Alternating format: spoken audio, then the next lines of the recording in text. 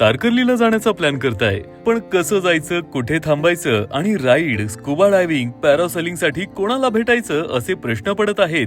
मग हा व्हिडिओ खास तुमच्यासाठी आहे, कारण यात आम्ही घेऊन आलो आहोत तारकर्लीचा परफेक्ट प्लॅन.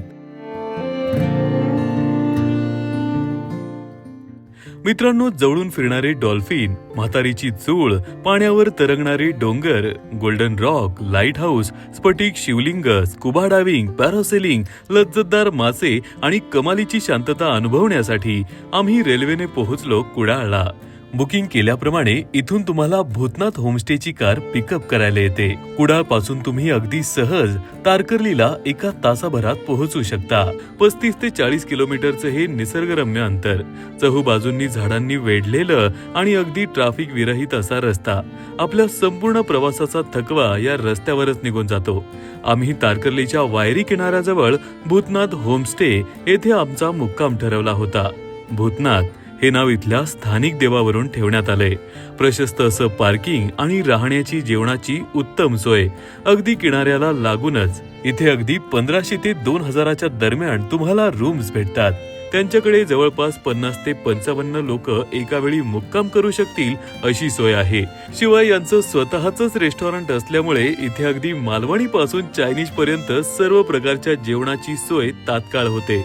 मग काय, दुपारचं जेवण मस्त ताणून दिलं आणि आता बाकीच्या ऍक्टिव्हिटीज कशा करायच्या याचा विचार करू लागलो. इतक्यात होमस्टेच्या मालकांनी आम्हाला सांगितलं की त्यांच्याकडे सर्व राईड्स, फिरण्यासाठी रेंटवर 2 व्हीलर व 4 व्हीलर आणि विविध पॅकेजेस सुद्धा उपलब्ध आहेत. इथूनच तुम्ही तुमच्या सर्व राईड्स एकाच वेळी बुक करू शकता. दुसरीकडे कुठे पुन्हा पैसे देण्याची किंवा बुकिंगसाठी वाट बघण्याची गरजच नाही. मग काय, प्रश्नच मिटला. दादांकडून सर्वच राईडचं पॅकेज घेतलं आणि सुरू झाली अद्भुत दृश्यांची अविस्मरणीय सफर.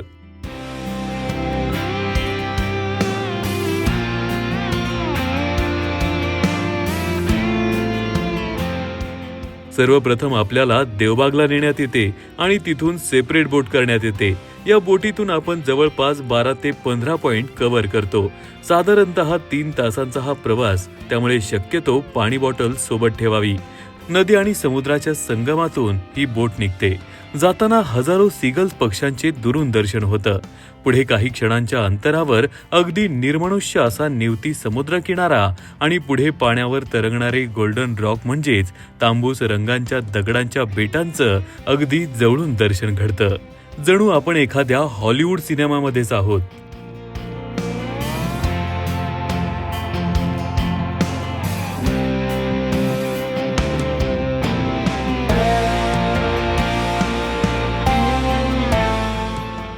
काही अंतर पुढे जातोच तेव्हा समोर आयुष्यातलं अद्भुत दृश्य पाहायला मिळतं. अगदी हाकेच्या अंतरावर शेकडो डॉल्फिन्स. वा, नजरेत न सामावणारा नजारा.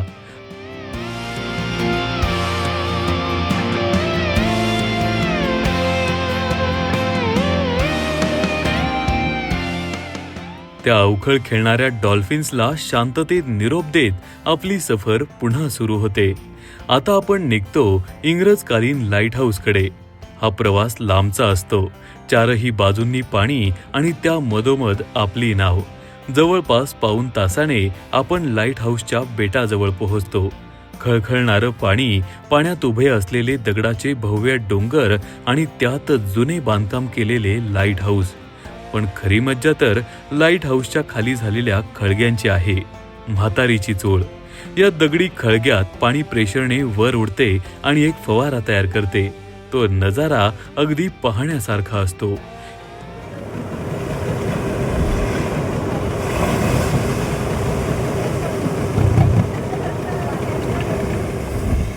इथूनच आपली बोट पुढे सरकते.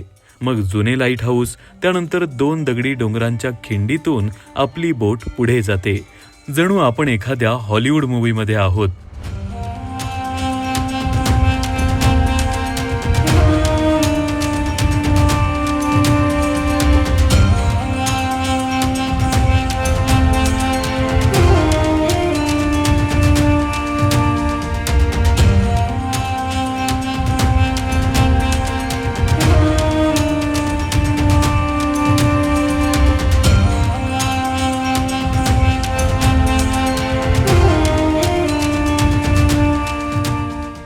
यावेळी याच दगडांना पडलेलं मोठं भगदाड डोळ्यांचे पारणे फेडते.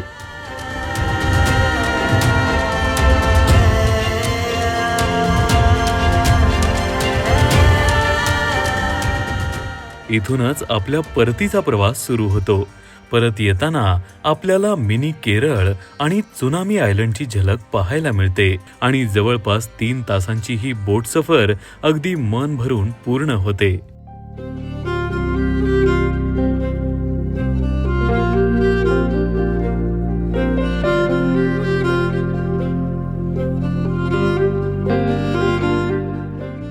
मग परत रेस्टॉरंटला येऊन जेवण करा आणि सरळ कायाकिंग करायला निघा. कायाकिंग हा अनुभव अगदी एनाकोंडा चित्रपटासारख्या जंगलातून बोट चालवण्यासारखा असतो. आपल्याला सेफ्टी जॅकेट दिले जाते आणि आपल्याला हवी तर सेपरेट किंवा दोघांमध्ये एक अशी बोट दिली जाते. बोट चालवण्याचं सामान्य ज्ञान आपल्याला सांगितले जाते आणि इथूनच आपली एक रहस्यमय आणि धडकी भरवणारी सफर सुरू होते. चारही बाजूंनी मँग्रोव्ज म्हणजेच कांदळवन आणि त्यात आपण बोटिंग करत असतो. खाली निथळ पाणी, कमालीची शांतता, अधूनमधून येणारे पक्ष्यांचे आवाज. हा अनुभव आयुष्यातून एकदा तरी नक्की घ्यावा.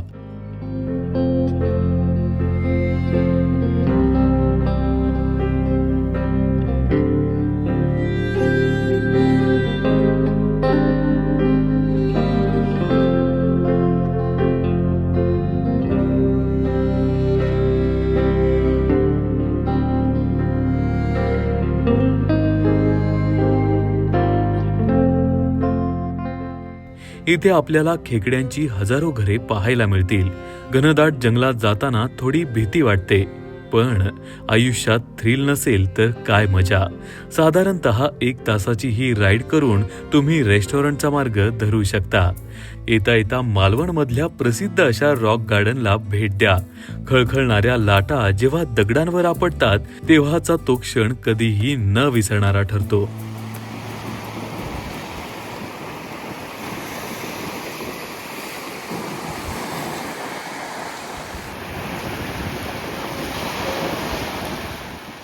मग काय, निवांत होमस्टेवर या. इथून सायंकाळचा चहा घ्या आणि समोर दिसणारा विहंगमय सूर्यास्त आपल्या रूमच्या बाल्कनीतून पहा. उंचीवरून दिसणारा सूर्यास्त हा किनाऱ्यापेक्षाही सुंदर दिसतो.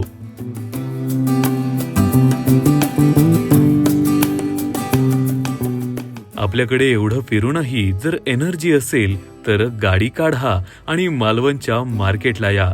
इथे तुम्हाला काजूगर, मसाले आणि कोकणचा मेवा अगदी रास्त दरात मिळेल. मार्केटमधून बाहेर पडल्यास आपल्या नजरेस पडते ती शिवाजी महाराजांची भव्य दिव्य मूर्ती. रात्रीच्या अंधारात आणि मूर्तीवर सोडलेल्या लाईटमुळे ही मूर्ती अजूनच मोहक दिसते. साधारणतः 1 किलोमीटर अंतर पार करून आपण महाराजांच्या चरणांशी येऊन पोहोचतो. महाराजांचा भव्य पुतळा पाहून मन अभिमानाने भरून येते.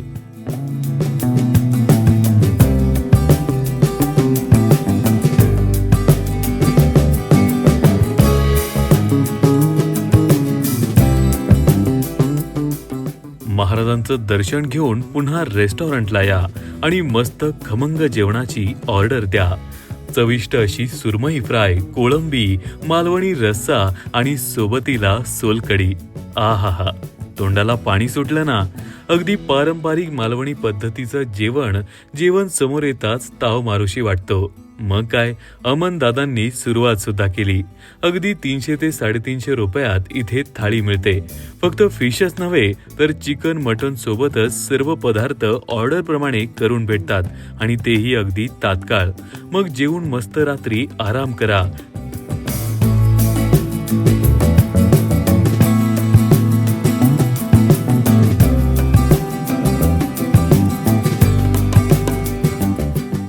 आणि सकाळच्या प्रहरी स्फटिक शिवलिंग बघायला निघा.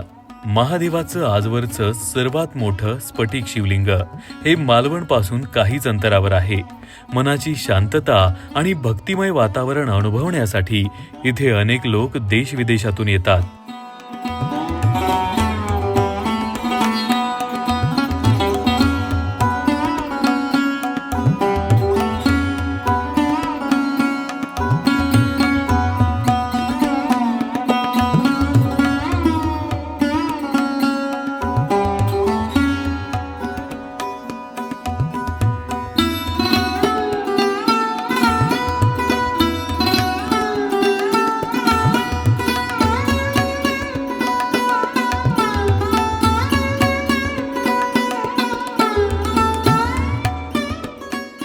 यानंतर तुम्ही आपल्या पॅकेजमधील जेट स्की, बनाना राईड अशा राईड पूर्ण करून घेऊ शकता.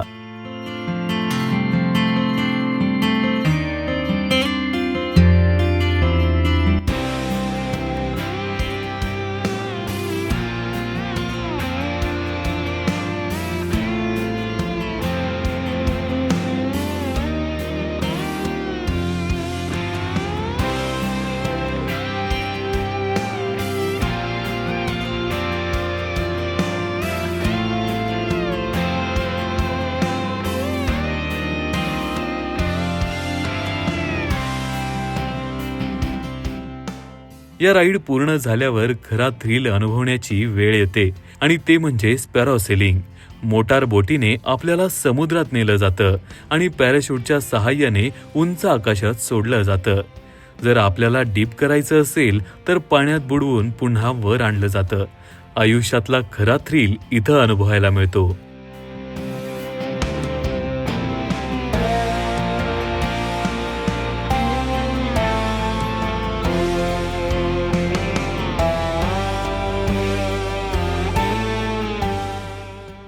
पॅरासेलिंग झाल्यावर आपल्याला दुसऱ्या बोटीच्या सहाय्याने स्कुबा डायव्हिंगसाठी घेऊन जातात.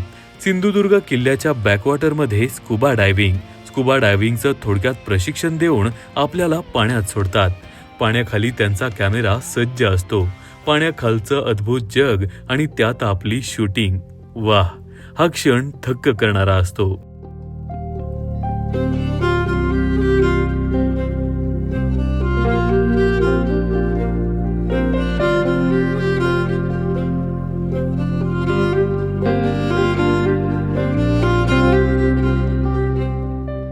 अशा रीतीने आपल्या पॅकेजमधल्या सर्व राईड्स इथे पूर्ण होतात.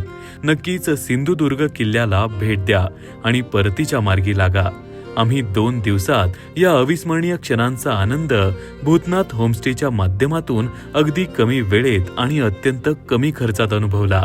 त्यामुळे तुम्हालाही असाच कमी वेळेत आणि अद्भुत अनुभव घ्यायचा असेल तर नक्की मालवण तारकर्लीला या.